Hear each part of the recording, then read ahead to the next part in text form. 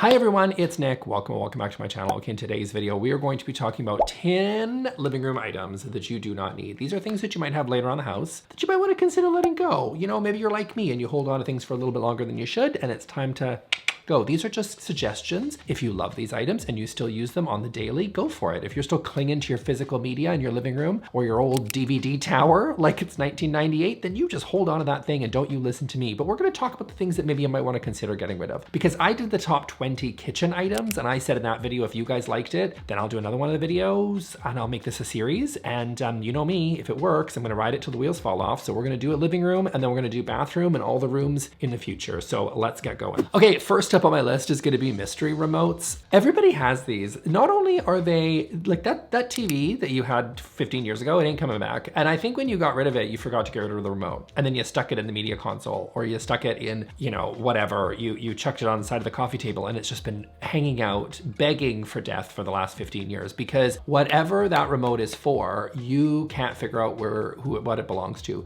Maybe it was a sound system that you had 30 years ago. Maybe it is that DVD player. Maybe it's, you know, whatever. And now it's confusing because then I go to your house like I did even just yesterday and I went to my parents' house and they had 3 remotes sitting on the ottoman and I was like, I just want to turn off the television, which one works? And you don't know because it's a mystery. These are mystery remotes. You don't know what they're even for anymore. They're just hanging out in the media console or taking up visual clutter sitting there on your ottoman or your coffee table. Time to pick a remote that works for the TV that you have. Take a look at your electronics. Take the remote that actually works for the electronics that you actually use. Get rid of the rest of them. They're not coming back, okay? When we need to purge electronics, I think we need to purge all of the facets of the electronics, including the remote. So, you know, get rid of these ones. Okay, and then in the same vein, and this one is an even bigger problem, let's be real, which is going to be the cords and the cables and all sorts of things attached to all the different pieces that have come and gone. Some of them, like USB-C, might make sense for future, in which case maybe they can do double duty and you can have your, you know, PlayStation USB-C thing can also perhaps work for your iPhone. I don't know, you know what I mean? Like you can make it work for multiple things, that's fine. But some of these are like a power cord for that DVD player we just talked about,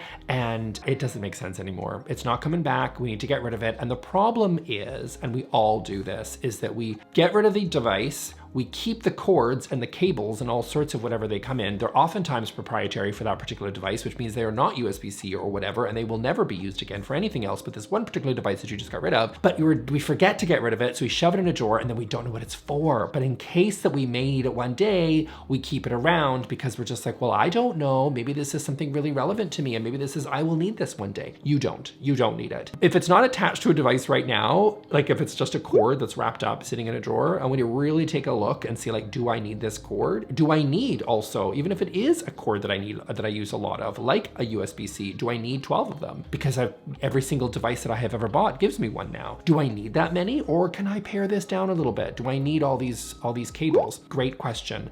I would think that the answer might be no, you don't need them. So maybe do a little inventory check, take out all those old cords, get rid of them, you don't need them. And as I said, when you purge the device, purge all the things. Purge the remotes, purge the cables, and move on with your life. That's e-waste. We can get rid of all that stuff and just pare it down to the stuff we actually need. Okay, next up on my list, moving away from electronics for a second, is just too many pillows. We'll get to bedroom in a future video because y'all have lost your minds when it comes to pillows sometimes, but even on sofas and side chairs, I think sometimes we overestimate how many pillows one needs. Because here's what people do, okay? And I understand the logic behind it, but I'm just gonna provide a sober second thought here. People tend to go for a very basic, boring, ordinary couch, and I super understand why, because it's very expensive, and you want this couch to last you many, many years, and so you typically will choose something, perhaps not stupid like me, where you choose a cream couch, but maybe you choose something a little bit darker so that it covers pet hairs and dirt and things like that, and then you're like, okay, let's just go with a very generic, basic gray couch that everybody has. It's gonna cover up the dirt a little bit, but oh, it's kind of boring. It's kind of blah. Oopsie, did I make a mistake by choosing something really, really boring? Maybe. And then it's like, well, I need to jazz it up a little bit. And that's where enter new colorful throw pillows from HomeGoods. And that's where I think people go wrong, is sometimes it's lipstick on a pig. Do you know what I mean? Like we're trying to just take a really boring, ugly sofa, jazz it up and give it some personality. And so that's when we throw on the colored throw pillows. These are oftentimes, again, it's usually a very basic gray couch with like a big pop of teal, you know what I mean? And that's typically what you see from people. Or like, we're gonna go for salmon pink or something, because this is where we're sort of adding in the personality. Personally, I think choosing a sofa that actually works in your design style, maybe is a little bit more of an interesting color, could be an interesting shape, is a better decision. And that way you don't need to jazz it up with sort of those poly-filled throw pillows. You know what I mean when I do that? I mean, there's no sinkability when it comes to the pillows. You just like push it and then it just like beep, springs back. It's like the really cheap pillows. People tend to buy them and they buy too many of them. I would think that choosing a throw pillow that actually has some give to it, you know, feather down, something like that. IKEA's got some really great ones. I can link down in the description. Amazon's got some great ones too, right? So good quality pillows, not too many, and preferably on a couch that actually sort of works with your interior design style and isn't just the same kind of generic, basic, boring one that you bought from Ashley Furniture. That's what I think is probably the best path forward. Now, if you love your couch and you're just like, what do I do about the throw pillows? I would just go for something maybe that's not that big pop of color, because I don't think it's giving the personality you think it is. Instead, go for something in a really beautiful material, something in a color scheme that is a little bit more in line with the rest of your space and not that pop of color, and then something that's a little bit higher quality than the cheap poly-filled one that you might have. So that's what I would advise on pillows. And again, if you are in the market for a sofa, choosing something with a little bit more interest, and you might actually find, depending on the style of the sofa, because some of them actually come with pretty large like pillows already, you might not even need throw pillows at all. And I think that is oftentimes the preferred option. Or again, choosing something, you know, with a higher quality material or a more interesting sort of pillow than the one that you might have. There you go. Okay, next up on my list is gonna be like games and puzzles that you just don't like need anymore. So this is maybe some of my childhood trauma, but like I was really good at putting all the pieces back when it came to board games. My siblings were not, which is why the Monopoly game never had the dice or any of the cards in it, and it was just basically like a board and like maybe half the cards plus like the top hat figurine, and that was it.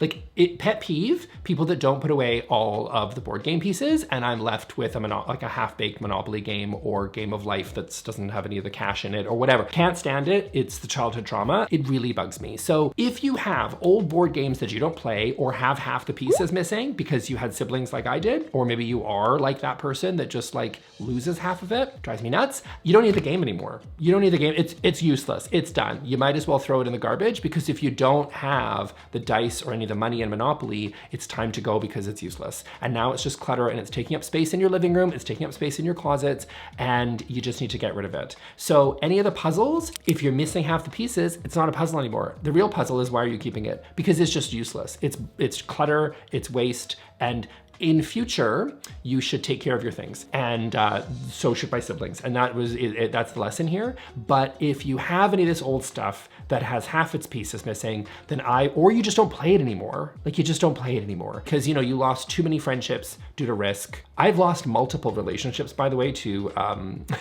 to incidents involving board games. That's actually, now that I think about it, that might be a me problem. But I don't abide cheaters, and I don't abide people that lose their pieces in board games, which is why literally more than one relationship has ended because of board game related incidents. So it means a lot to me. And I'm just saying, you might want to get rid of those board games you don't play, the ones that cause too much drama and not the good kind of drama. And yeah, missing pieces and ones you don't play anymore. Time to go. Time to get rid of these. They're just clutter at this point. Okay, next up on my list is going to be media that you don't use, which is a lot of people. Again, I referenced you at the beginning of this video, the DVD tower people. Where listen, I understand it. Everybody's up in arms now because we don't own our own media anymore. You might buy things online from the streaming platforms and you don't actually own it because you're hardcore clinging to your physical media. And I respect that you care a lot about this issue. But I think the TV tower thing, like the little, you know what I mean? You know the squiggly 90s tower that I definitely had in my bedroom back in 1997? That is starting to look a little bit dated, and it's honestly just adding a lot to your visual clutter that's happening in your space. If you are a big fan of the media, of physical media, and that's again like an issue that you've taken up arms for, I think there's a lot of real issues out there in the world. I'm not sure this is the one that's really moving the needle, but if it is for you, I hear you, I get it, I respect it. But I would say there are better ways to store it than the squiggly tower. I think it's just it's honestly just looking really, really dated. And I would say that if you don't watch any of this physical media, like maybe you just don't plan on like reliving, you know, what is it? Like, I don't know, Edward Norton starring in the Hulk. Like maybe you have that DVD, or like Shrek 2, and you're like, maybe I don't play that. Maybe you don't watch it very often. You might want to consider just kind of getting rid of it, because it's not something you're gonna rewatch. You know what I mean? They're not all classics. Not everything can be Harry Potter and the Philosopher's Stone, okay? Not everything can be a classic, or Love Actually, that you want to revisit all the time. Some of it is just clutter that you're never gonna watch again. Stuff you don't watch, stuff you don't need, DVD cases that are broken, scratched old CDs, stuff that's on display that ought not to be. These are the things that you might want to consider given the old boot in the living room. By the way, while we're on the topic of physical media, can I just also tack on streaming services that you don't watch? I know this isn't like a physical thing that's like affecting your living room. I'm just saying you don't need it. You know what I mean? Like Netflix cancels every series that we like anyway. Disney Plus has like their back catalog, but how many times do you really need to watch some of the Disney classics before unless you have children? But it's probably like not really a monthly thing that you probably need. And they have the Star Wars stuff and the Marvel stuff, but who can keep track of those universes anymore? You know what I mean? Like I don't have the patience anymore to keep track of all that. I've given up years ago, and so have you. So, you know, where are we kind of at really with all these streaming services? I don't think you need them all. Amazon, I paid for Amazon. Why do they constantly say like, do you want to rent or buy this new series? Isn't that why I paid you? Isn't that why I got the streaming? That I don't have to now pay and buy and rent a whole bunch of extra. It's like microtransactions on microtransactions. Get out of here, Amazon. And then there's the other ones, but who cares? You know what I mean? Like, I don't know, there's like, is there the Hulu here in Canada? We have our own, I don't even know. But you know, you don't need all of them. I would say just like, I don't know, pick Netflix and get your free trial or whatever, and then use it when you need it, and then just get rid of the services that you maybe don't use. Just your reminder. Okay, next on my list is gonna be like cheap vases from the Florist. So oftentimes when you get these gift boxes or vases or flowers or things, they'll come with these vases, or they'll come with these things that are incredibly cheap and not that interesting. And I think that if you get them every single time that you receive flowers, you have too many of them. So you might have like 8 kicking around thinking, why do you need 8 vases for? You know what I mean? Like, why do you need 8 cheap vases? You don't need that many. Maybe a wedding, maybe a funeral, but you know, honestly, if that's what you're saving them for, I think you're a hoarder. You don't need them for these very, very specialized circumstances. Chances are no one's giving you that many flowers. I'm sorry, I have to be the one to tell you that. Maybe you'll date somebody and they'll give you flowers, and that's a wonderful thing, but you'll probably get 1 bouquet at a time. You don't need 8. So if you have too many of these things, where they give you the free vase with the flowers and you just have too many of them, then I would consider culling your collection and going down to maybe 1 or 2. And if they're the cheap, ugly ones that they give you for free, then maybe swap them out for something really cute. You know, like I have ones from Fable. I really love them. I have a couple of them. They're really fantastic. They got a little bud vase, which is really cute, and then they got one that's a little bit bigger. I also actually use those. I have 2 of them, and I use them for kitchen utensils, but that's beside the point. The point is I have them, and I have options in terms of if someone were to give me flowers, which no one ever does, thank you for asking, then I have options. Do you know what I mean? But I don't have the cheap, ugly ones that they give me for free. So yeah, consider culling down your collection, going down to 1 or 2 that you really enjoy, that are actually beautiful and will add to the gorgeous flowers that you just perhaps received, and ditch the rest of the ugly ones. Okay, next up on my list is books or magazines that you don't read. Magazines are something that you might want to cull every once in a while to your little collection, because they're incredibly, like, books are a bit more timeless, but I would say that magazines in particular are really time sensitive, and I don't think we need your People magazine from 2003. Do you know what I mean? Like when we moved my parents to their new house, which is not that new, it's like, honestly, they moved there like 20 something years ago. We found look at American Machinist magazines that my dad has been holding on to since 1970. We moved those to his new house. Why? They're heavy, by the way, when you pack in too many magazines. You don't need this many magazines. He still has them, by the way. At this point, maybe they're a collector's item, but your People magazines, no one wants them. No one needs your Woman's World from 1998. Another jab at my mother. I need to stop with these. My parents aren't even gonna speak to me at this point. But you know what? This is why, because these videos are oftentimes very relevant to them, which is why I bring them up a lot. You don't need the magazines that are super, super old. They are designed to be recycled and move along. You know what I mean? Like if you have a magazine talking about like Princess Diana and Charles's wedding, it's maybe time to give it the boot. I don't think you really need that anymore. Books are similar. If you don't read them anymore, you know, then you have those, do you have all those little neighborhood libraries, those like give a book, take a book little situations that you might have down the street? I've got one down the street. It's adorable. I don't use it, but it's there and it's adorable. Then you might want to donate some of your old books there, because Goodwill is another one. Check first if they'll take them, because sometimes I've tried to give books there and they're like, we're done. We have too many books. So So double check that they'll actually take them, but you have options, okay, on where to get rid of some of these old books. You don't need them. If you have some beautiful books or books that you revisit and you reread all the time, like for me, I reread Harry Potter every 2 years. That's like all I read. Then that's cool. But if you have books that you've read like 7 years ago and you've never touched base with them again, and you know, you can't share them with other people because they don't want to read them because it was a stupid book, then you know, maybe get rid of it because you just don't really need it anymore. Books can be wonderful. Again, they're a bit more timeless than the magazines, but I do still think that they can be really clutter if they're just taking up visual space and you don't use them, you don't need them. Okay, next up is going to be old candles. So this is particularly like the half burnt candles that have this much wax at the bottom, okay? I'm not a DIYer, so I'm not going to give you DIY advice. There's other people on the TikTok and there's people out there that will tell you how you can take candles, burn them down. I don't know, maybe like throw them in a dishwasher and then you can turn them into, I don't know, what do people turn them into? A drinking glass, probably. I don't know. I'm not that creative. I don't do DIYs. I hate them. I'm bad. I don't do them, okay? I'm not the person that's going to teach you what to do with an old candle, but there are people out there that do that. Maybe they take a bunch of different candles and pour them all together. That sounds disgusting. You know what I mean? Maybe they do stuff like that on there. I don't know. But there's things you can do with candles that are better than leaving the half burnt ones and just having like a collection of like 17 Bath and Body Works half burnt candles sitting in your in your console or something. You just maybe consider getting rid of those. Have a candle, burn it, wait till it's done, DIY it if you are so crafty, and if not, get rid of it, recycle it. They're oftentimes glass. The glass is recyclable, so give that a go. But don't hang on to so many of these half burnt ones. They look bad and you're not using them, so why do you have them? Okay, next up is cards on display. Now, full disclosure, right away I'm gonna tell you, I am not sentimental when it comes to cards. In fact, I am notorious amongst friends and family for not caring about cards, for not giving them ever, unless there's like money in it. I'm like, don't even. Cards are a vehicle to give money and or checks. That's all they really are. First of all, like my family's British and British people love cards. Like they're crazy about their cards. Like they really go intense and hard on the cards, which I just think they're stupid. Like they just basically say like, hey Nick, happy birthday, love always, blah. And I'm like, yeah, cool. You could have just said that. I didn't need a physical piece of paper to do that. So I will say right off the hop, I don't like cards in general. I don't value them. I don't care about them.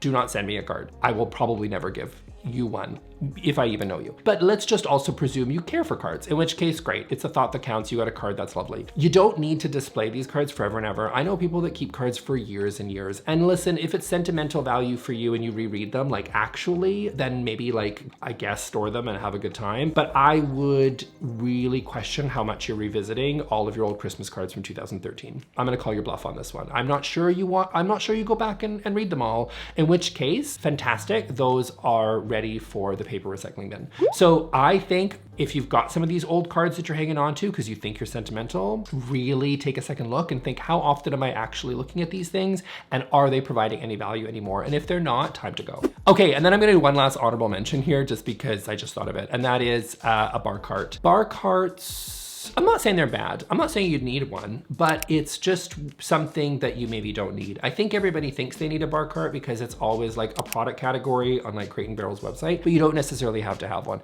You can just display your glassware or your alcohol consumption in lots of different ways. If you so choose, you can store it. You don't have to tell everybody that you have a drinking problem. It doesn't have to be on full display. You can hide it a little bit. He says as a person who has alcohol behind him. Do you know what I mean? Like you can do that. You don't have to display it. If you choose to, great. There's tasteful ways that you can do it, in my opinion, but you don't necessarily have to have a bar cart. If you have one and you like it and you enjoy it and you like bringing it out every time your friends come over, in which case that's great. It's a choice and that's great. And if you want to bring that out, then that's fantastic, but you don't need one. And that's really what this video is about, is stuff that you actually really enjoy, you can keep. If you don't and it doesn't provide value anymore, Marie Kondo that and get it the heck out of here. You may not need a bar cart anymore. If you think you need one, take a second look. If you actually do need one, they just might be taking up a lot of space and there might be better ways to display your alcohol and all your little cute little glasses that you bought. Just a thought.